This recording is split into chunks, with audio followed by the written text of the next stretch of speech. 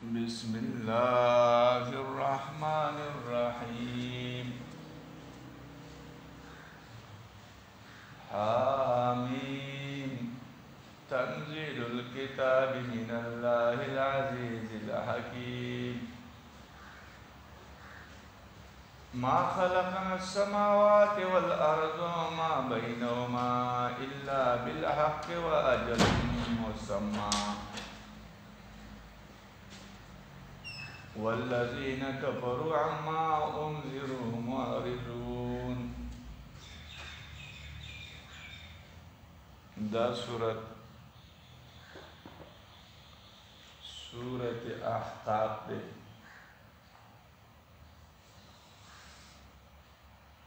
مکی سورت تے.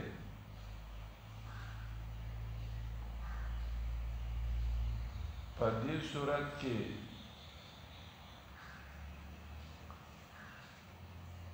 دا آیات قل ارائیتم ان کان من عند اللہ وکفرتم بی. دا آیات مدنی دے. دا سورت احقاف او دا سورت جاسیہ پا مابین کے مناسبت دارے کہ اللہ تعالیٰ سورت جاسیہ پا ذکر د توحید باندې ختم کړه چې فلله الحمد رب السماوات ورب الارض رب العالمین. په دې کې اشاره د توحید او د سورۃ جاسیہ په آخر کې ضم د اهل شرکم بیان شو. ذالکم بانکم اتخذتم آیات الله هزوا. په دې ځای کې د اهل شرک والا ضم ذکر شو.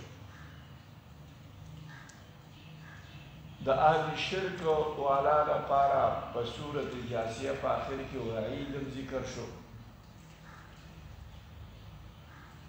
الله ومأواکم النار وما لکم من الناصرین. په دې کې وعید د کافرانو لپاره. دا سورۃ د افتتاح وشوه په توحید سره. ما خلقنا السماوات والأرض وما بينهما إلا بالحق قل أرأيتم ما تدعون من دون الله أروني ماذا خلق. دا توحید. بیا دپاره توبیخ دپاره د اهل کفرو د اهل کافرانو دپاره توبیخ ذکر شوی دی.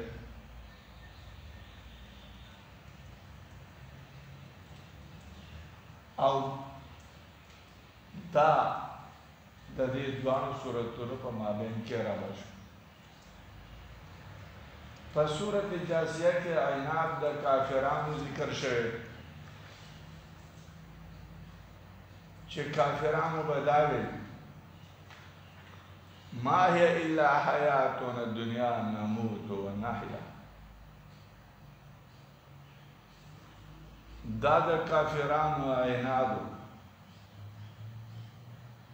ځکه چې په قیامت باندې دلایل موجود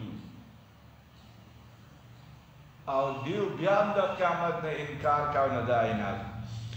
او دلته ایمان د اهل جن الله تعالی ایمان د اهل جن یعنی ایمان د جنیاتو الله تعالی بیان کړي. وَإِذْ صَرَّفْنَا إِلَيْكَ نَفَرًا مِنَ الْجِنِّ.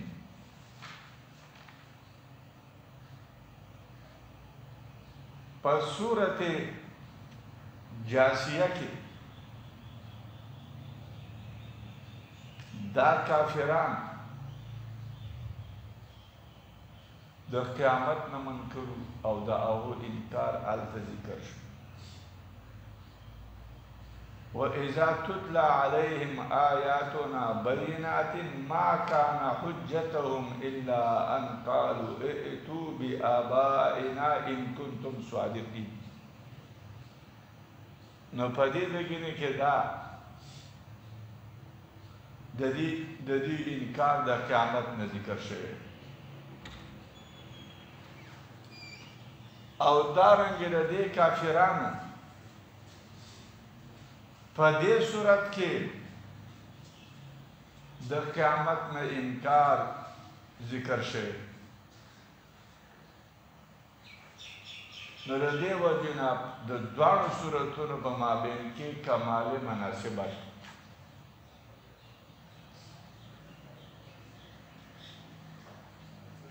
د صورت احقاف دعوه صورت رد پر شبهاتو د مشرکانو باندې. مشرکان بدایي چې دا خدایان سبب د نجات دی، الله ته رد دی. په دې صورت کې اثبات د صدق د نبی او د قرآن دی.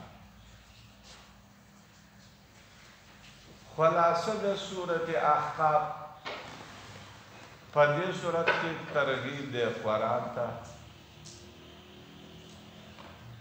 زجر دی په اعراض د هغو سره چې هغو د قرآن نه اعراض کوي، په دې باندې زجر دی. په دې صورت کې صداقت د قرآن ذکر کیږي، صداقت د رسول دی او هغه خلک چې د مور او پلار سره احسان کوي د هغو لپاره بشارت ذکر کیږي او هغه خلک چې د مور او پلار نافرمانه دي د هغو لپاره تخویف ذکر کیږي. په دې صورت کې تخویف دنیوي دی په ذکر د واقعه د عصر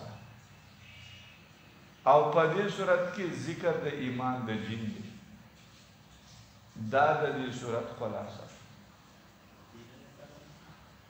بعض علما د دوانو صورتونو په مابین کې ربط وایي چې په صورت جاسیه کې تخویف اخروي ذکر شو چې ومأواکم النار وما لکم من الناصرین. دا تخویف اخروي. او په دې صورت کې تخویف دنیوي دی په ذکر د واقعه د عصره. الله جل چې ایمان نه راوړي او کفر اختیاروي، الله دغه ایروي د هغه دنیاوي عذابونه چې په دې باندې په دنیا کې عذاب راشي. بسم الله الرحمن الرحیم. حامیم.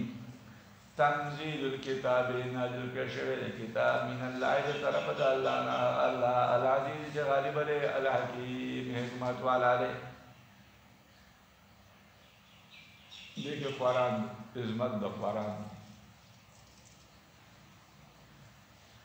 چې دا قرآن د طرفه د الله نه چې عزیز او حکیم ذات دی د هغه د طرف نه نازل شوی.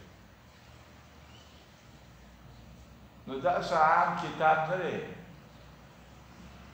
بلکې دا د عزیز او د حکیم ذات د طرف نه نازل شوی کتاب دی. ما خلقنا السماوات والارض والله موږ نو پیدا کړي اسمانونه او ځمکه او هغه چې ما بین دې دوانو کې دي الا بالحق مگر په هغه سره واجل مسمى او په نیټه مقرره سره. موږ نو پیدا کړي الا مگر بالحق په هغه سره. څه مطلب چې موږ نو پیدا کړي اسمانونه او ځمکه چې ما بین دې دوانو کې دي او هغه چې مابین د اسمانونو ځمکې دي موږ نه دي پیدا کړي په یو حال د حالاتو کې الا مگر په داسې حال کې پیدا کړي چې موږ متلبس یو په حق سره. والذین هغه کفروا چې کفر کړه عما د هغه نه انذروا چې ایرولی شوي هغو لره معرضون مخ اړونکي دي. قلت ورته ویا ارایتم خبر راکئ ما تدعون هغه چې تاسو راطلب کوئ من دون الله ما سوا د الله نه اروني تاسو راوښئ ما ته ماذا چې شی خلقو چې پیدا کړی و هغو من الارض د ځمکې نه ام لهم یا د هغو لپاره شرکون فی السماوات حصه ده شرکت دی په اسمانونو کې ائتوني بکتاب راتلو کوي تاسو ما ته بکتاب په کتاب باندې من قبل هذا مخکې له دې نه او آثارة من علم یا بقایا د علم نه ان کنتم صادقین کچرته تاسو صادقین رښتونکي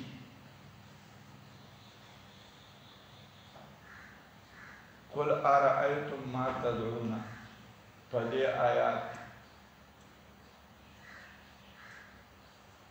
رد په شرک باندې چې دا کافران کوم شریکان جوړوي نو لهذا او تاسو دا ورته کوئ کافرانو شرکا وایي چې دا د الله سره شریکان دي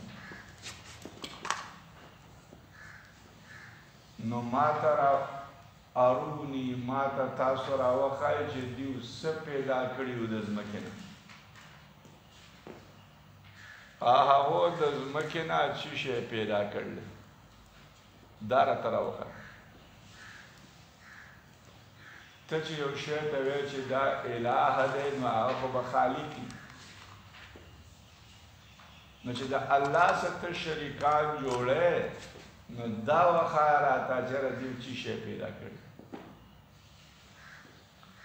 یا د دیو د پاره شرکت په اسمانونو کې دی چې په دې اسمانونو کې دیو شریک دي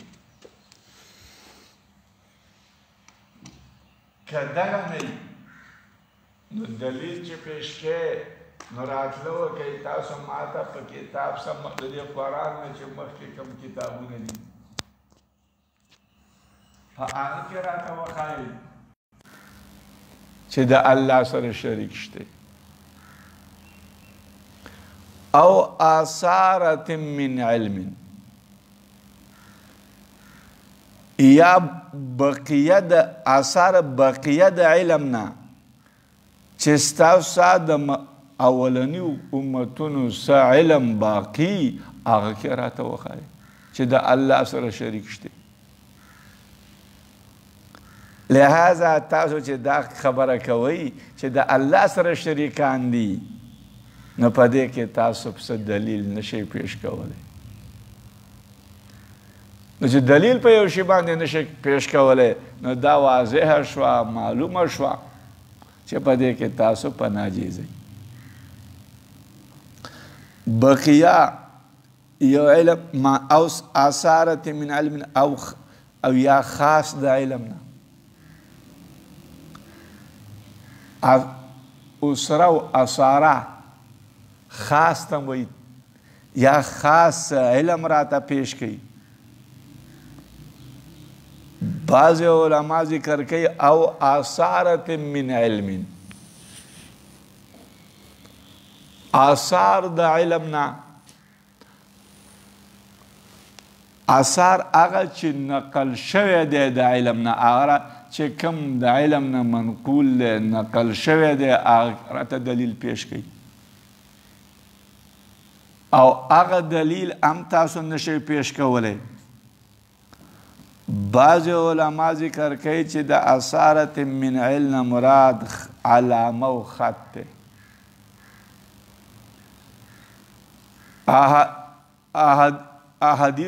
حدیثو کې راځي چې نبی علیه السلام فرمایلی چې و نبی د انبیاو نه چې یو خط یې کش کړی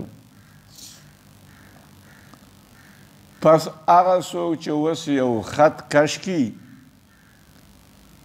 او د ده دا خط د هغه خط سره موافق شي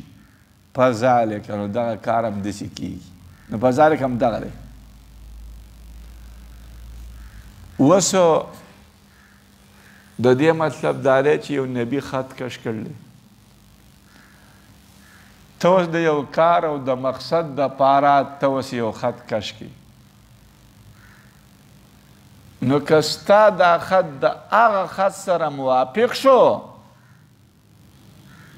نو معلومه شوه چې یاره دا داسې دا کار ستا لپاره دا کار کول صحیح دي دغه وکړه دا کې تا ته یو علم حاصل شو چې دا کار کول صحیح دي او که ستا خط د هغه د خط سره موافق نه شو نبی چې کوم کش کړلی نو لہذا بیا به ته دا بیا دغه کار کې ستا پیدا نشته څه دلیل پې نشته دی دغه بې دلیله خبره شو نو مراد د اثارتین نه خط مراد دی اوس بعض علما ذکر کوي چې په دغه حدیث کې اباحت د دې خط د ضرب راغی او اباحت د ضرب دا مطلب چې دا خط ته کش کوي دا خط ته اوباسې د دې جواز راغی دا خبره جایز شوه او دا خبره ځکه جایز شوه چې رسول علیه السلام ویل چې هغه څوک چې د خط د هغه خط سره موافق شي په ذلک نو دقه دا کار دغه شانته دی او بعض علما ذکر کوي چې دا د دې خط ایستلو نه نهی راغله ځکه چې نبی علیه السلام ویلي په من وافقه هغه څوک چې موافق شو خطه خط د هغه په ذاک نو دغه نو تا ته د مخکیني نبي خط معلوم نه دی چې هغه مخکیني نبي چې کوم خط کش ایستو هغه څومره خط دی آیا هغه کوږ و اوږد دی که هغه سیده دی آیا هغه څومره نری دی څومره پیړ دی د ده اوږدوالی دا خو تا ته نه دی معلوم نو لهذا ستا خط د هغه د خط سره موافق کېدل دا نشي کېدی ځکه چې هغه معلوم نه دی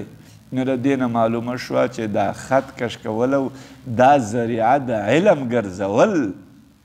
د دې نه نهی راغله او مخکینی نبی که خط کش کړی او هغه ته په هغه سره ذریعه د علم خو دا به د هغه یوه معجزه وه او دغه معجزه موږ نه پټله عبدالله ابن عباس رضی الله تعالی په تفسیر د دې آیات کې چې په تفسیر د دې حدیث کې چې ومنا رجال زمونږ نه سړي دي چې هغو خطونه کش کړي هغه وایي چې مراد د دغه خط نه خط هغه دی چې د کاهن دی چې د کاهن کوم خط دی هغه ته مراد دی هغه خط د کاهن دا دی چې دې کاهن سبا لبه څوک د څه مقصد دپاره راغی کاهن به هغه ته وویل چې ته کښېنه چې زه ستا لپاره خط وباسم د دې کاهن په مخ کې به یو غلام و هلک به او د هغه څه به یو سلایي غوندې ورسه وداسې دا کاهن به راغی هغه ځمکې ته چې هغه نرمه وه نو دغه کاهن به خطونه ویسته په جلتۍ داسې جلتۍ باندې به دا خطونه ویسته چې په هغې پورې به څه عدد نه ملحق کېدو چا به نشو شمارولی داسې به بیا به یې رجوع وکړه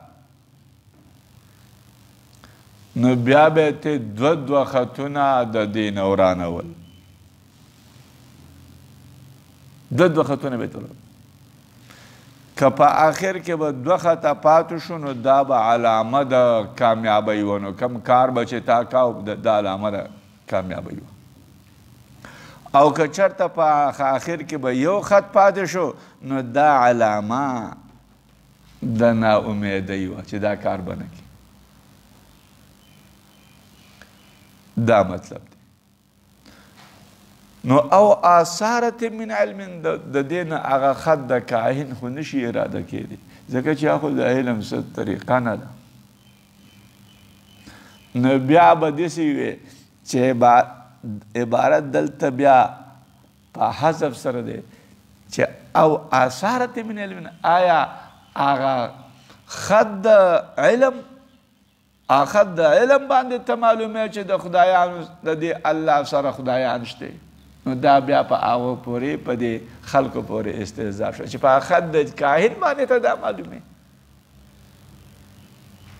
لہذا دغه خو څه دلیل نه دی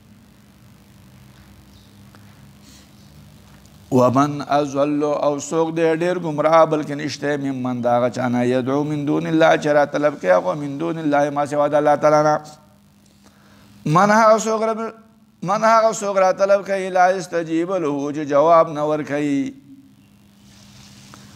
هغه دته د ورځې د قیامت پورې وهم او هغو عن دعائهم او دغه خدایان عن دعائهم د راطلب کولو د هغو نه غافلون غافل دي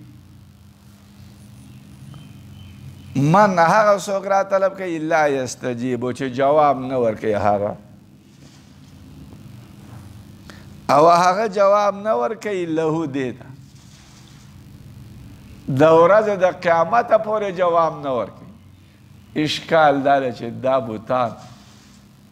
خو د ورځې د قیامت نه وروسته هم څه جواب نشي ورکولی داسې جواب نشي ورکولی چېرې د دوی څه مقصد پوره کړي نو دا الی یوم القیامت دا غایه راوړل صحیح نشو علما د هغې نه جواب کوي چې مراد د دې غایې نه تعبید دی دوام همیشوالی دی من هغه څوک لا یستجیب له چې جواب نه ورکوي هغه دته د ورځې د قیامت یعنې د ابد او همیشه دته جواب نه ورکوي دا مقصد چې دا همیشه دته جواب نه ورکوي دا بوتان وَإِذَا حُشِرَ النَّاسُ کله چې راجمع کړی شي خلق کانو نو وي به کانو لهم اعداء او وي به کافران لهم د دې خدایانو دپاره اعداء دشمنان وکانو او وي به دا خدایان بعبادتهم په عبادت د دوی باندې کافرین انکار کوونکي وَإِذَا تُتْلَى عَلَيْهِمْ کله چې تلاوت کړل شي په هغو باندې آیاتونه زموږ بینات واضحه قال الذين ویلو هغه خلکو کفرو چې کفر یې کړی و للحق حق ته لما کله جاءهم چې راغی دا حق هغو ته هذا دا سحر دی مبین واضحه په مخکینی آیاتونو کې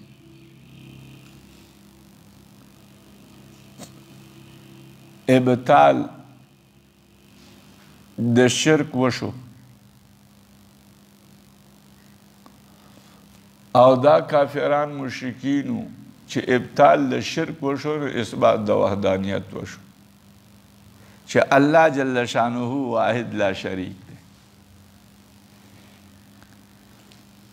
اوس په دې ځګینه کې اثبات د رسالت کیږي او د دې کافرانو د رسالت نه او د رسول علیه السلام د نبوت نه انکار ذکر کیږي او په دغه انکار باندې بیا رد دی نو د دې کافرانو په دیو باندې چې دیو انکار کوي د دې حق نه د نبوت نه کله انکار کوي هغه را ذکر کوي او الله تعالی اثبات د رسالت کوي ام یقولون وای دا کافران افتراه چې جوړ کړی دی نبی د قرآن لره قل ته ورته وایه ان ابتریتو که چې ته ما جوړ کړی دی لره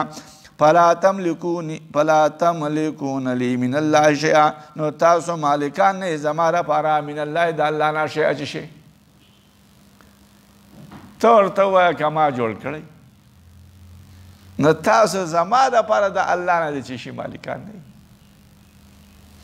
هو الله تعالی اعلم ډیر عالم دی بما په هغه باندې توفیزون به چې تاسو شروع کوئ په دې کې کفا به کافی دی الله تعالی به په دې باندې په دې قرآن سره شهیدن ګواه بیني په مابین ما او په مابین ستاسو کې وهو الله تعالی الغفور عفو کوونکی دی رحیم مهربانه دی هو الله تعالی اعلم عالم دی بما په هغه باندې چې تاسو شروع کوئ په دې کې یعنې د عیب لګوئ په وحی کې چې په دې وحی کې تاسو کله قدح او عیب لګوئ نو او په دې کې ننوځئ شروع کېږئ نو الله په دې باندې عالم دی کفا به کافي دی الله تعالی په دې باندې په دې حق سره په دې وحی سره ګواه په مابین ما او په مابین ستاسو کې لہذا الله کافی دی شهید ګواه کوونکی چې الله ګواهي کوي نو چې الله تعالی ګواهي وکړه نو لہذا بیا خو څه دلیل پاتې نه شو چې الله ګواه دی چې دا نبي حق دی دا نبي دی ده ته وحی نازلېږي قل ته ورته وایي نبي ما کنتو نعمزو بدعا من الرسول نوی من الرسول د رسولان نه وما ادري او زن بیگم ما یفعلو بی چې سبا کولی شي په ما باندې ولا بکم او نه به تاسو باندې ان اتبعو زه تابعداري نه کوم الا مگر ما د هغه یوحا الی چې وحی وکړی شي ما ته وما انا و نیم زه الا مگر نذیر ایرونکی ما مبین واضحه قل ته ورته ووایه ما كنت نومز بدعا من الرسول نوی د رسولان دا نه چې رسول علیه السلام نوی د رسولان نه راغلی او تاسو د دې نه انکار کوئ ای عرب بلکې د رسول علیه السلام نه مخکې ډېر رسولان راغلي او د هغه رسولان نه خو تاسو انکار نه کوئ هغه منئ نو د رسول علیه السلام د دې نه څنګه انکار کوئ دا خو څه نوی رسول نه دی وما ادري او زه نه پوهېږم څه به کولی شي په ما باندې او نه په تاسو باندې دې جمله باندې لږ کلام دی او کلام دا دی چې دا جمله کله نازله شو نو مشرکانو به دا ویل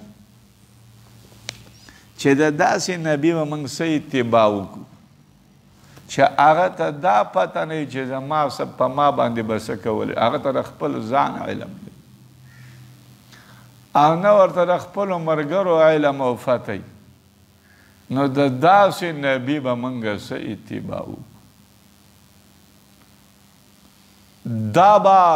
مشرکانو ویل او دا به په دې پورې به په رسول علیه السلام پورې به استهزاګانې او په مؤمنانو پورې ټوکې کولې د دې جمله مطلب دا دی چې یا خود دا جمله د دنیا متعلق ده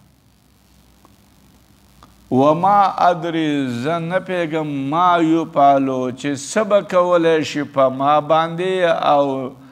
نه ماته دا علم شته چې په تاسو به څه کولی شي په دنیا کې نو دا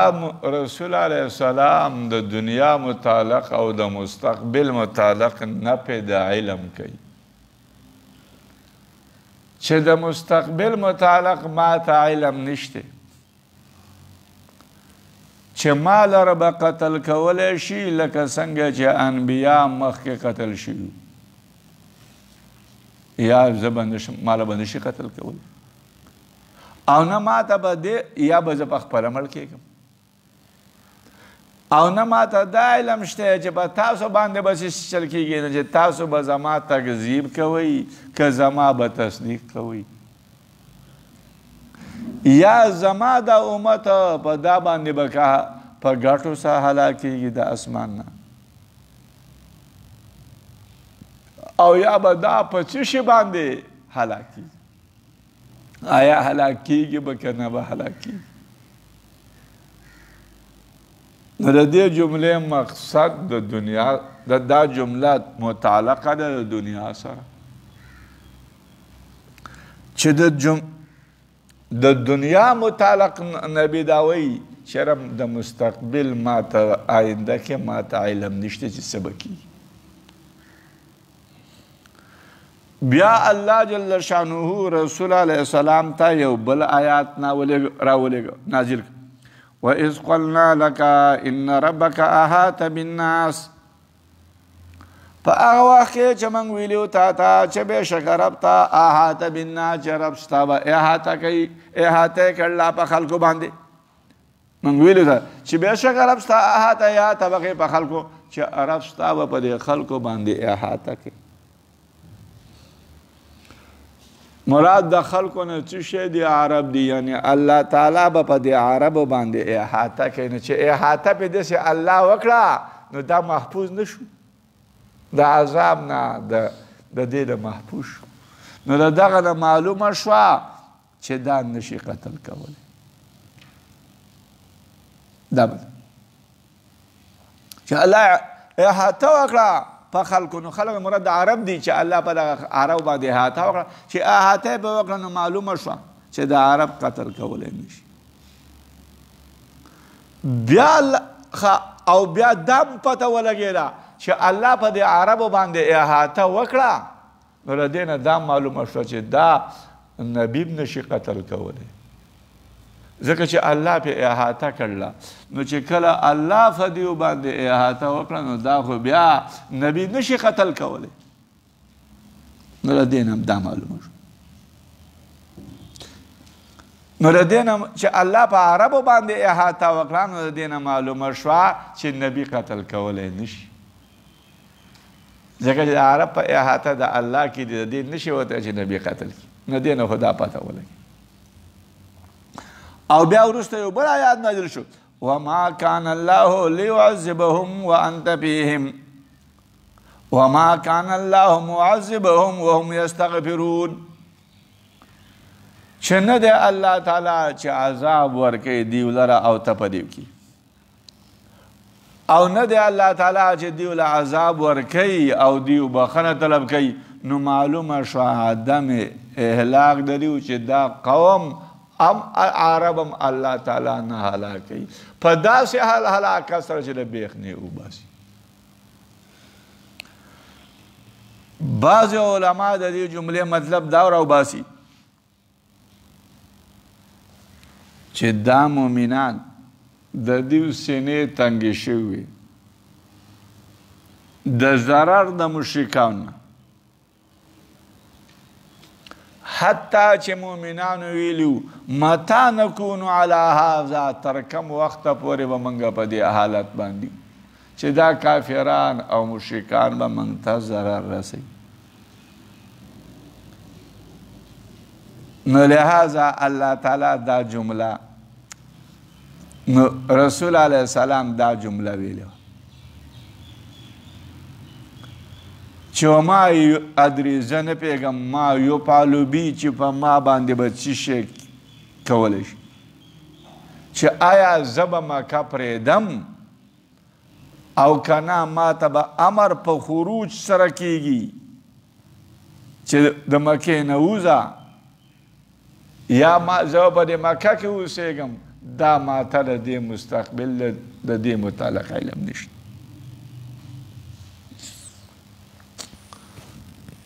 بعض علما ذکر کوي چې دا آیات نازل شوی د آخرت متعلق دی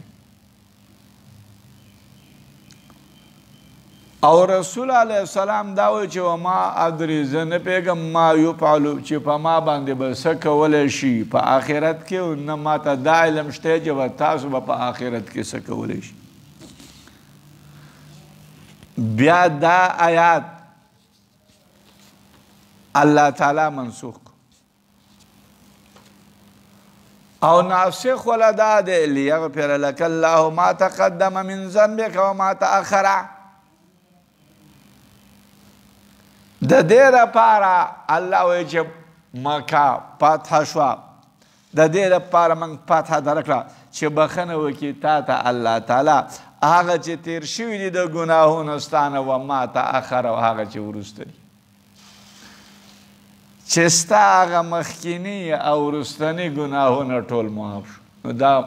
ما یفعل بی دا پته ولګېده چې نبي ته بخنه شوې ده ما تقدم او ما تأخر او د مؤمنانو متارکه الله دا آیات نازل کړ د هغو په حق مولا بکم دا منسوخ شو لیدخل المؤمنین والمؤمنات جنات تجری من تحتها الانهار خالدین فیها ویکفر عنهم سیئاتهم چې الله تعالی مؤمنان او مؤمنان زنانه جنتونو ته داخل چې بهیږي به لاندې د هغو نه ولې همیشه به یې پرې نو دا آیات بیا منسوخ شو بعض علماء دا قل ورته ووایه ارأیتم خبر راکئ ان کان من عند الله که چرته وي دا قرآن من عند الله د طرفه د الله نه وکفرتم به او تاسو کفر کړی په دې باندې او تاسو کفر کوئ په دې باندې وشهد شاهد او گواهی کړی وه یو گواهی کوونکی من بني اسرائیل د بني اسرائیل نه على مثله په مثل د دې قرآن فآمنا نو هغه په ایمان راوړلی واستکبرتم او تاسو تکبر کړی نو بېشک الله تعالی هدایت نه کوي القوم الظالمین قوم ته هغه قوم الظالمین چې ظالمان دي آیات ته وګورئ په دې آیات کې حقیقت د قرآن ذکر کوي چې حق قرآن حق کتاب دی من جانب الله دی اوس دا قرآن چې حق کتاب دی من جانب الله دی په دې باندې دلیل لري که دا قرآن د تر او تا نو گواهی کړله یو ګواه کوونکي د بني اسرائیل نه د بني اسرائیل نه چې گواهی کړې وه هغه څوک دی عبدالله ابن سلام دی چې دا خو د بني اسرائیلو عالمو هغه گواهی کړله علی مثله په مثل د قرآن په مثل د قرآن مثل چی شی دی تورات دی نو هغه گواهی کړله په مثل د قرآن یعنی په تورات یې گواهی کړله چې په تورات کې د قرآن مضامین اصولی مضامین دا په تورات کې پکې دي او په تورات کې د رسول علیه الصلاة والسلام د راتللو چې رسول علیه السلام د آخر زمانې نبی چې د هغه دا صفات دي دا برازي او هغه بني اسرائیلی چې عبدالله ابن سلام دی هغه په ایمان راوړی دی او تاسو تکبر کوئ نو لہذا دا معلومه شو چې دا قرآن من جانب الله دی ځکه چې بني اسرائیل علما هغو په ایمان راوړ او گواهی وکړه چې دا قرآن په د دې مضامین توحید دی دارنګې بعثت دی قیامت دی او دارنګې د رسول علیه السلام صفات هغه خو په تورات کې ذکر دي نو هغه سړي په دې گواهی وکړه نو لہذا دا قرآن حق دی من جانب الله په دې لحاظ سره بیا دا آیات مدني شو ځکه چې شاهد نه مراد عبدالله ابن سلام دی او هغه خو په مدینه منوره کې ایمان راوړلی بلکې د رسول علیه الصلاة والسلام د وفات نه یو څو کاله مخکې هغه ایمان راوړلی دویم بعض علما ذکر کوي چې دا آیات مکی دی او د شاهد نه مراد موسی علیه السلام دی اوس تاسو ګورئ وشهد او گواهی کړی وه شاهد یو ګواه کوونکی او هغه ګواه کوونکی څوک دی چې ګواهی کړی وه من بني چې هغه موسی علیه السلام دی من بني اسرائیل د بني اسرائیل نه هغه ګواهي کړې وه علی مثله په مثل د دې قرآن نو هغه په دې مثل د قرآن باندې ګواهي کړې وه مثل تورات دی په تورات ګواهي کړې وه چې په تورات د قرآن د رسول علیه السلام صفات پکې او په تورات کې د رسول علیه السلام راتلل د هغه صفات هغه پکې دي د آخر زمانې د نبی تذکره ذکر پکې شته فآمن نو هغه شاید چې موسی علیه السلام دی هغه په دې ایمان راوړلی تاسو پې تکبر کوئ نو بیا دا آیات مکی شو بعض علما ذکر کوي چې مثل زائد دی وشهد او گواهی کړی وه شاهدون یو گواهی کوونکي د بني اسرائیل نه علیه په دې قرآن یې گواهی کړی نو لهذا په قرآن په حقیقت باندې هغه گواهی کړی و چې دا قرآن حق دی یا یې په دې نبي گواهی کړی و چې دا نبي حق دی وقال الذين ویلو خلقو کفرو چې کفر کړو للذین خلقو ته آمنو چې ایمان راوړو لو کانا کچتوی دا قرآن خیرن خیر ما سبقونا الیه نو نبی وړاندې شوی هغو زمونږ نه دیتا و اس په هغه کې لم یهتدو به او هغه کې چې هدایت نه موندو هغو په دې قرآن سره او هغه چې هدایت نه موندلی هغو په دې قرآن سره پس یقولون نو زر دا چې ووایي هغو هذا دا افکن دروغ دی قدیمي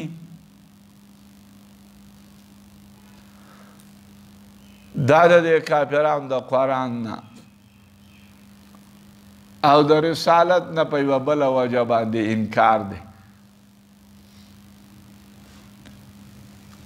قبیله غفارو دیو به دا ویل کافرانو به ویل اصل کې ابو ذر غفار رضی الله تعالی عنہ اسلام راوړ او قبیله غفار کې ډیرو خلکو ایمان راوړ نو مشرکانو به ویل که چرته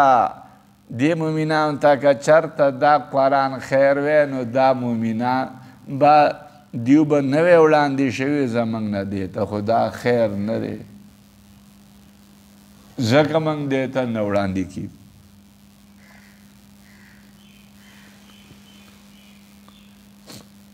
یوه زنانه وه زنیره دې زنانه ایمان راوړی و کلکه مؤمنه وه عربو به دا ویل لو کانه مشرکانو که دا خیر وی نو دا زنانه زنیره دا به زمونږ نه دې ته نه وی وړاندې شوي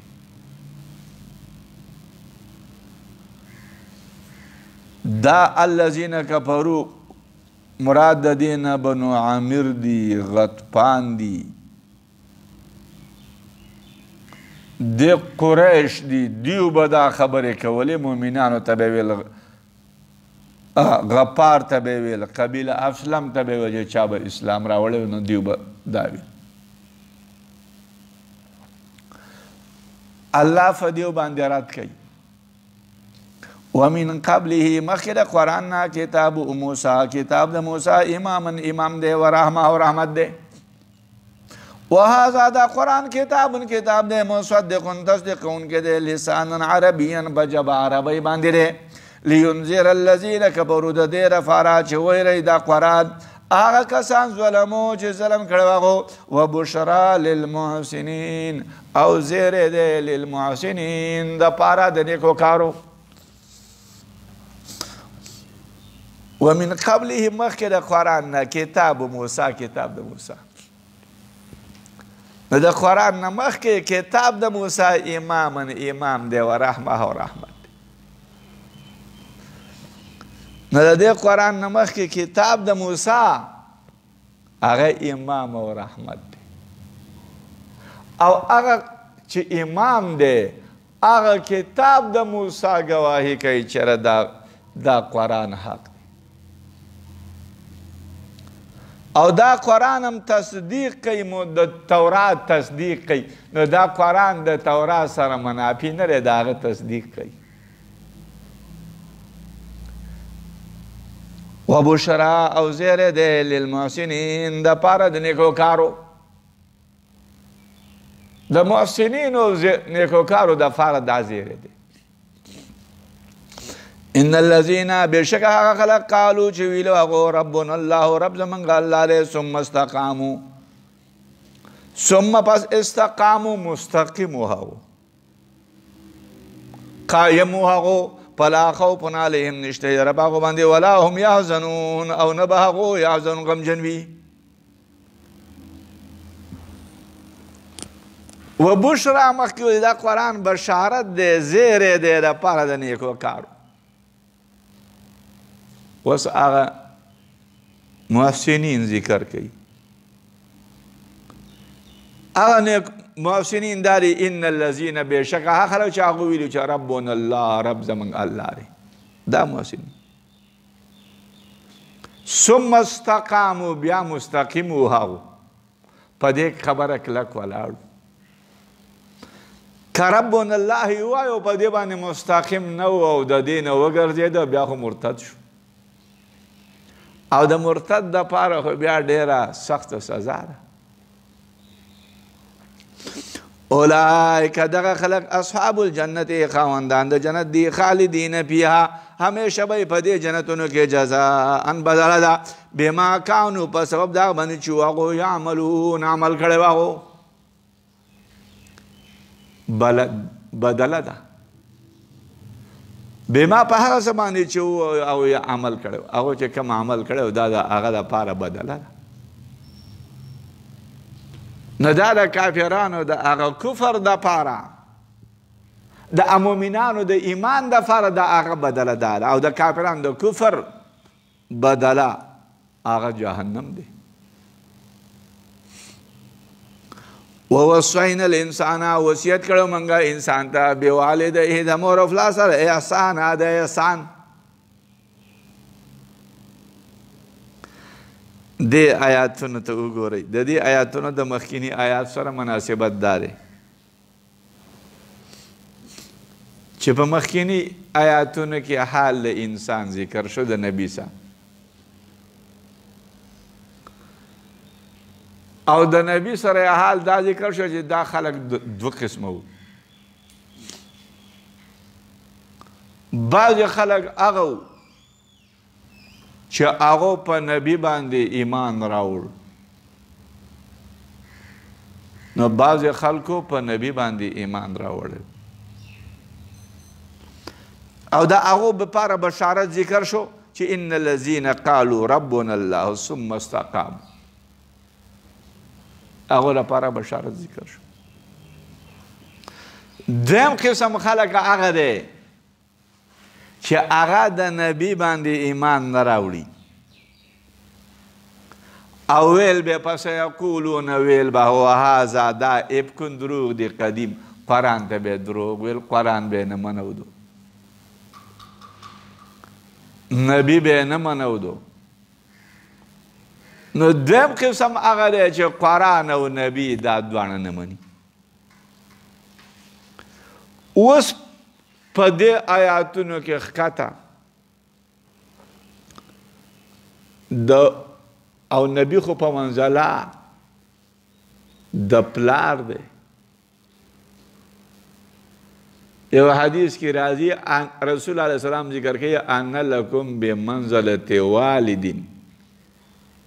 چې زه ستاسو لپاره په منزله د والد نو د دې نبی بعضې چا اطاعت کاو بای مخالفت کاو اوس د مور او پلار دی د دې مور او پلار هم بعضې خلک مخالفت کوي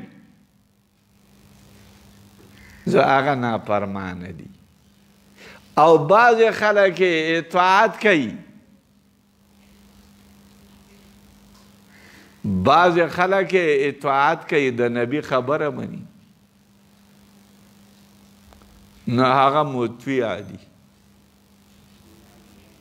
نو چې څنګه عاصي او مطیع د نبی دي په نبی کې دي چې د نبی څوک اطاعت کوي دغه شان د مور او پلار هم دي نو د دې وجې نه دا آیاتونه په دې دا آیاتونه په دې پاسه آیاتونو پورې متصل کړه علما ذکر کوي چې ووصینا الانسان نه واخله وعد الصدق الذي كانوا يوعدون پورې دا آیاتونه په ابو بکر صدیق رضی الله تعالی عنہ کې نازل شوي او دا په دې کې داسې نازل شوي چې رسول علیه الصلاة والسلام چې کله د رسول علیه السلام چې کله څلوېښتو کالو ته ورسېد الله رسول علیه السلام لا رسالت او نبوت ورکړ د ابوبکر صدیق رضی الله تعالی عنہ عمر څومره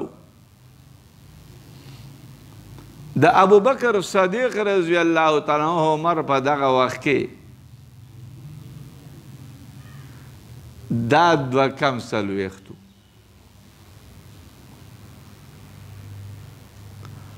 حتی چې کله دا څلوېښتو کال ته ابوبکر صدیق ورسېد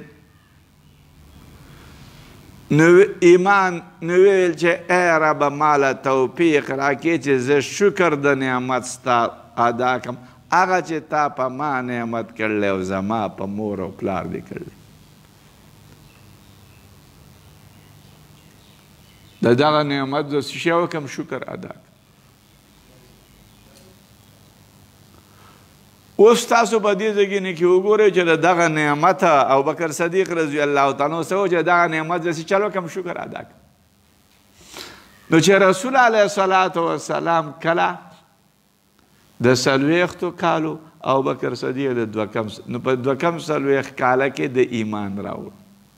بیا چې څلوېښت کاله نو هغه دا وویل چې کوم چې به د قرآن کې ورسره روان دي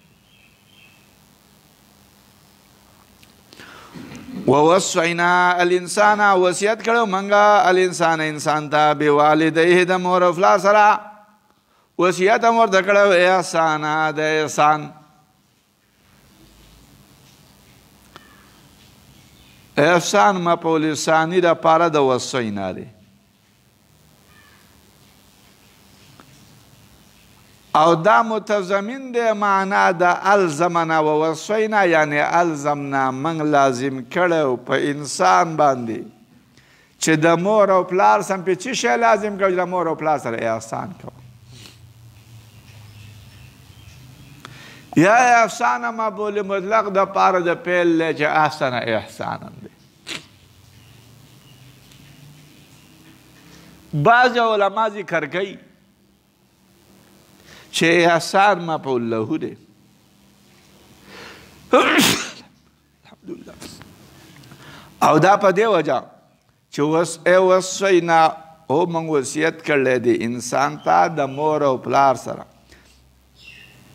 د څه شي وصیت د وجې د احسان زمونږ د دې مور او پلار سره چې د دې مور او پلار سره موږ احسان کوو نو دا وصیت هم کړلی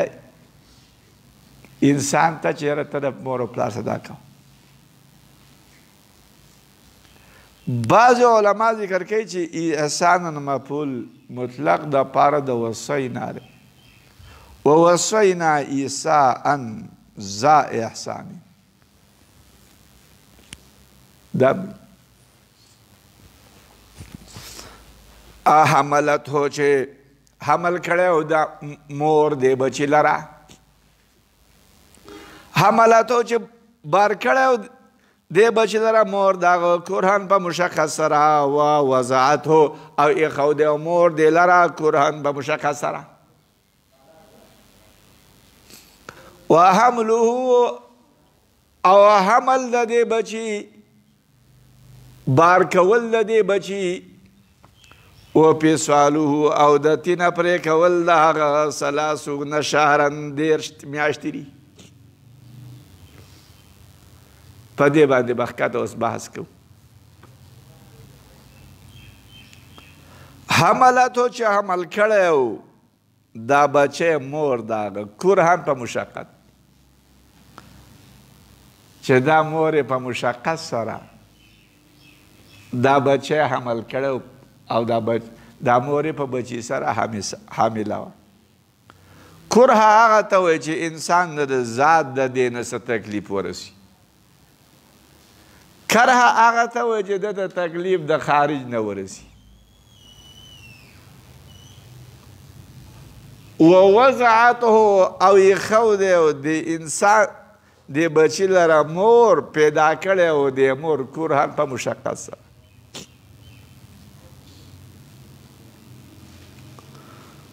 وحمله وفصاله 30 شهرا حمل د دې بچي او د تینه پرې کول د 30 شهرا 30 میاشتې دي. دې ته وګورئ چې حمل او د تینه پرې کول 30 میاشتې. امام ابو حنیفه د دې آیات نه استدلال نیولی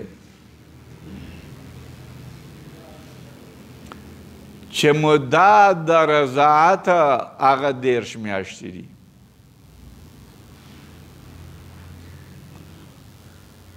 یعنې چې یو زنانه بچی چې په 30 میاشتو نه کمی په 30 میاشتو کې موده کې هغه له تی ورکړه د دغه زنانه رضاعت د دغه بچي رضاعت ثابت شو. او دلیل په دې باندې دا آیات دی. دا دلیل داسې دی چې دا 30 شهرا دا حمل سره دی چې حمل د بچي او د تینه پرې کول د دې بچي دا هر یو مستقل 30 شهر دی. نو دا بچی په ګېډه کې د دې حملم چې په ګېډه کې نو بعضې داسې دي چې 30 میاشتو ته ورسي په ګېډه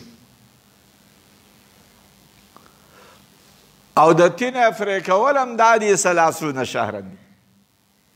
یا دا حمل معنا دا ده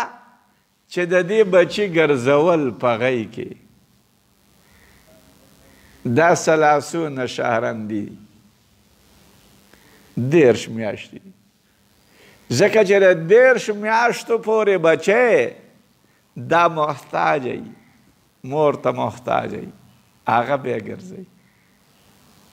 او که دغه مودې نه کم دا ګرځي نو هم ګرځېدی نه شي چې لږ لاړ شي لویږي.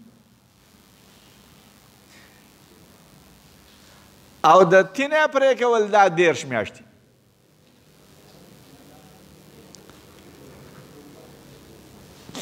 جمهور ذکر کوي چې موده د رضاعت هغه 2 کاله ده.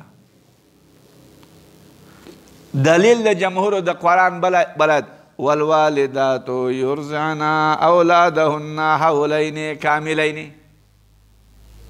چې میندې به تی ورکوي اولاد خپل ته 2 کاله کامل. نو موده د رضاعت څو کاله شوه؟ 2 کاله شوه. حولین کاملین میندې به تی ورکوي اولاد خپل ته 2 کاله کامل. او 2 کاله کامل څو میاشتې جوړېږي؟ 40 میاشتې.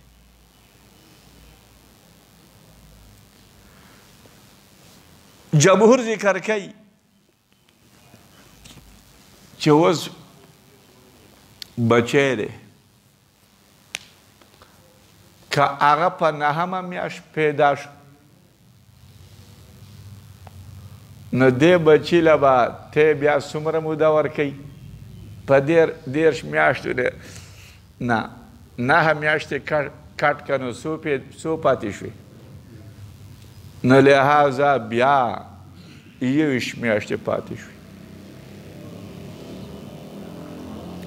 نو 21 میاشتې به بچي له بیا تی ورکوي په 21مه میاشت باندې عمدتي نه پرې کولی شي دا مطلب دی بل د دې آیات نه که فرض که بچی په 10مه میاشت پیدا شو نو بیا به وله تی څومره موده ورکوي څومره موده به وله بیا تی ورکوي د 10 نه 10 درې که نو څو شوې 20 میاشتې شو